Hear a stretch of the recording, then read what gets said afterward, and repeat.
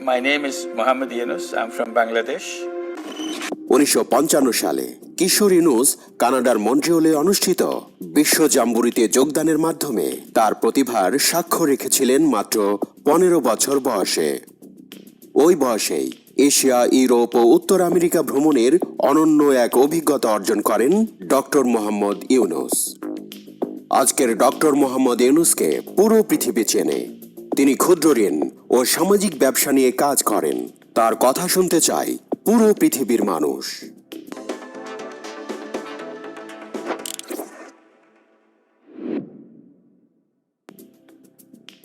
Doctor Mohammad Yunus 1940 সালের 28 June Chittagong জেলার হাটহাজারী উপজেলার বাথুয়া গ্রামে জন্মগ্রহণ করেন। তার বাবার নাম হাজী দুলা মিয়া সওদাগর এবং মায়ের নাম সুফিয়া খাতুন। মোহাম্মদ ইউনুসের সহধর্মিণী ডক্টর আফরোজি ইউনুস। ব্যক্তিগত জীবনে মোহাম্মদ ইউনুস 2 কন্যার পিতা। মোহাম্মদ ইউনুসের ভাই মোহাম্মদ ইব্রাহিম ঢাকা বিশ্ববিদ্যালয়ের পদার্থবিজ্ঞান বিভাগের অধ্যাপক এবং ছোট ভাই মোহাম্মদ জাহাঙ্গীর একজন জনপ্রিয় টিভি ব্যক্তিত্ব। তার প্রথম বিদ্যালয় মহাজন ফকিরের স্কুল। চট্টগ্রাম কলেজিয়েট স্কুল থেকে ম্যাট্রিক পরীক্ষায় মোহাম্মদ ইউনুস মেধা তালিকায় 16তম স্থান অধিকার করেন এবং চট্টগ্রাম কলেজে ভর্তি হন। সেখানে তিনি সাংস্কৃতিক এবং রাজনৈতিক কর্মকাণ্ডের সাথে নিজেকে যুক্ত করেন। কলেজে তিনি নাটকে অভিনয় করে প্রথম পুরস্কার লাভ করেন। এছাড়াও তিনি সাহিত্য পত্রিকার সম্পাদনা এবং আজাদী পত্রিকায় কলাম লেখার কাজে যুক্ত ছিলেন। 7ম শ্রেণীতে পড়ার সময় তিনি বয়েজ স্কাউটসে যোগ দেন এবং বয়েজ স্কাউটসের পক্ষ থেকে মাত্র 15 বছর বয়সে যুক্তরাষ্ট্র, কানাডা সহ এশিয়া এবং ইউরোপের বিভিন্ন দেশ ভ্রমণ করেন।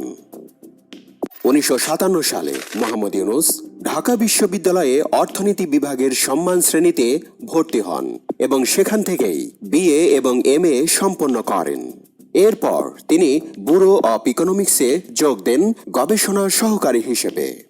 পরবর্তীকালে 1962 সালে চট্টগ্রাম কলেজে প্রভাষক হিসেবে যোগদান করেন।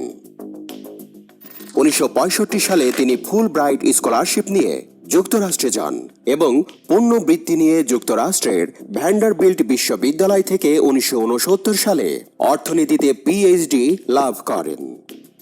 মোহাম্মদ ইউনুস বাংলাদেশে ফিরে আসার আগে 1969 থেকে 1972 সাল পর্যন্ত মিডল টেনেসি স্টেট ইউনিভার্সিটিতে শিক্ষকতা করেন।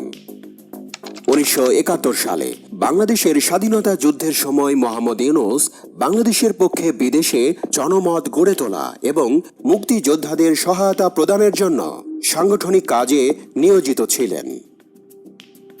1972 সালে দেশে ফিরে তিনি চট্টগ্রাম বিশ্ববিদ্যালয়ে অর্থনীতি বিভাগে সহযোগী অধ্যাপক হিসেবে যোগ দেন এবং বিভাগের প্রধান হিসেবে দায়িত্ব পালন করেন।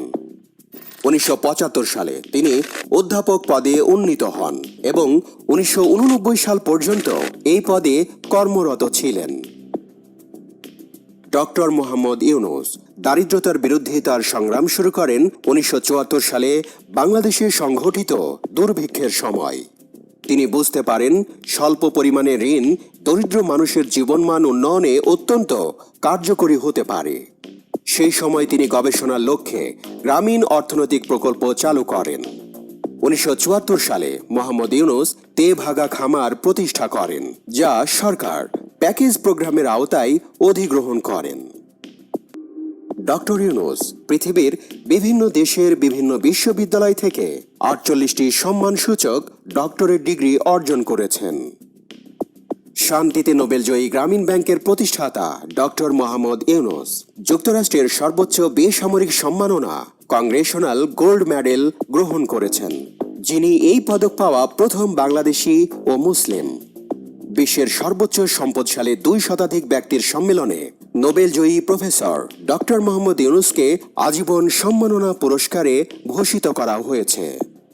2013 সালের 5 মে বুধবার জাতিসংঘ ভবনে এই সম্মাননা জানানো হয়।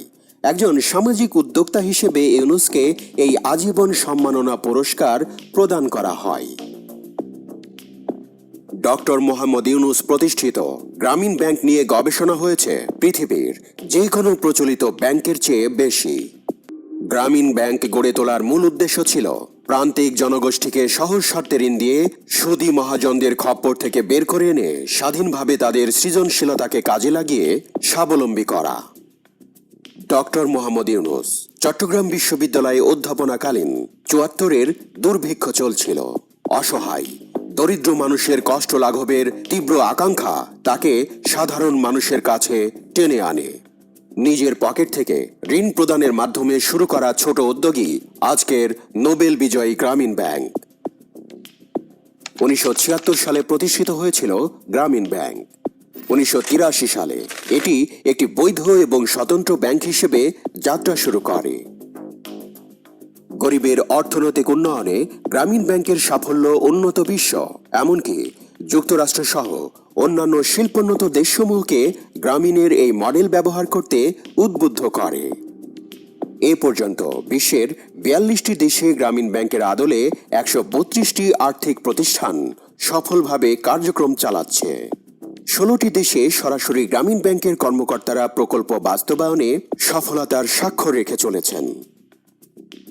২০০৬ সালে নোবেল শান্তি পুরস্কার পাওয়ার পর ডক্টর মোহাম্মদ ইউনুসের দায়িত্ব ও কর্মপরিধি বেড়ে যায় বহুগুণ। সমস্যা সমাধানের জন্য একে একে প্রতিষ্ঠা করেন বহু সামাজিক ব্যবসা প্রতিষ্ঠান ও কোম্পানি। যৌথ ব্যবসায় এগিয়ে আসেন ফ্রান্সের ডানন ফোর্স, ভিওলিয়া ওয়াটার, জার্মানির BASF, জাপানের বিখ্যাত ইউনিক্লো সহ বিশ্বের বহু নামি দামি কোম্পানি। দুর্বার গতিতে এগিয়ে চলে ডক্টর মোহাম্মদ ইউনুসের সামাজিক ব্যবসার মিশন। জাপান, চীন, রাশিয়া, সৌদি আরব, আরব আমিরাত, আফ্রিকা, অস্ট্রেলিয়া, ল্যাটিন আমেরিকা সহ পৃথিবীর বিভিন্ন প্রান্ত থেকে আসে বক্তৃতা প্রদানের আমন্ত্রণ। ১ ঘন্টা বক্তৃতার জন্য প্রস্তাব থাকে বাংলাদেশি টাকায় ১ কোটি বা তার চেয়েও বেশি। বিশ্ববাসীর কাছে তিনি একজন অতি সম্মানিত পরম শ্রদ্ধেয় ব্যক্তিত্ব। তার সাক্ষাৎ পাওয়ার জন্য কত দেশের রাষ্ট্রপ্রধান, সরকার প্রধান, মন্ত্রী, বিখ্যাত ব্যবসায়ী সহ সর্বস্তর থেকে প্রতিনিয়ত আমন্ত্রণপত্র আসতে থাকে।